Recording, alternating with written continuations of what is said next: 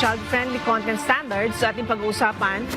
Nagpaalala ang Council for the Welfare of Children sa media.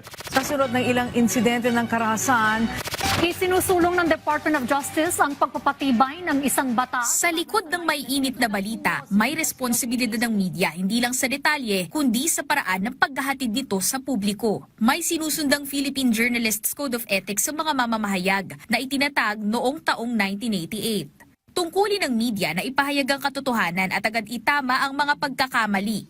Lalo itong mahalaga sa mga kaso ng krimen at karahasan, higit lalo na kung menor de edad ang sangkot.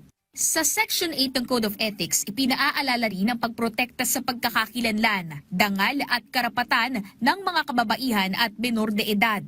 Para kay Justice Secretary Frederick Vida, may papel ang media at publiko sa pagpigil sa pagkalat ng mararahas na content online. Yung pag-take down ng this violent, alam niyo yung konsepto ng copycat, diba?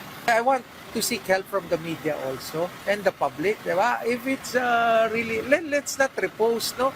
Let's restrain, no? The real power here is the power of restraint, no? If it's a violent video, tapos nakarating sa'yo, ang gagawin mo, isi-share mo pa at ipapas. Tinatawag na copycat crime kapag ginaya ang krimen na napanood o nabasa. Ayon sa ilang pag-aaral, maaaring maimpluwensyahan ng media coverage ang ganitong pag-uugali. Pwede kasing mas maging vulnerable dito ang mga bata o yung mga individual na may pinagdadaan ng mga emosyonal na hamon sa buhay.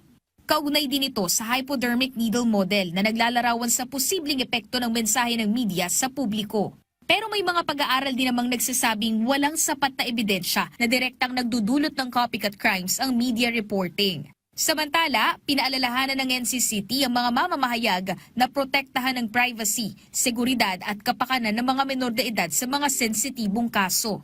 For child-sensitive reporting, ito yung pamamahayag kung saan inuuna para natin ang best interest ng bata.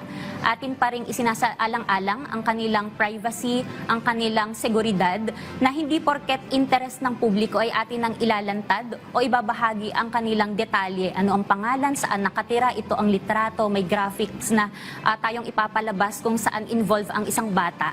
Tiniyak naman ng CICC na mahigpit nilang binabantayan at iniimbestigahan ang mga detalye sa social media kaugnay ng mga pangyayari ng karahasan. Nakikipag-ugnayan din ng CICC sa Meta para sa agarang pag-takedown ng mga violent video. Sa gitna ng breaking news at Just In, mahalagang maging maingat sa bawat detalye dahil may malaking papel ang media sa paghubog ng kinabukasan ng kabataan. Sheila Natividad para sa Bayan.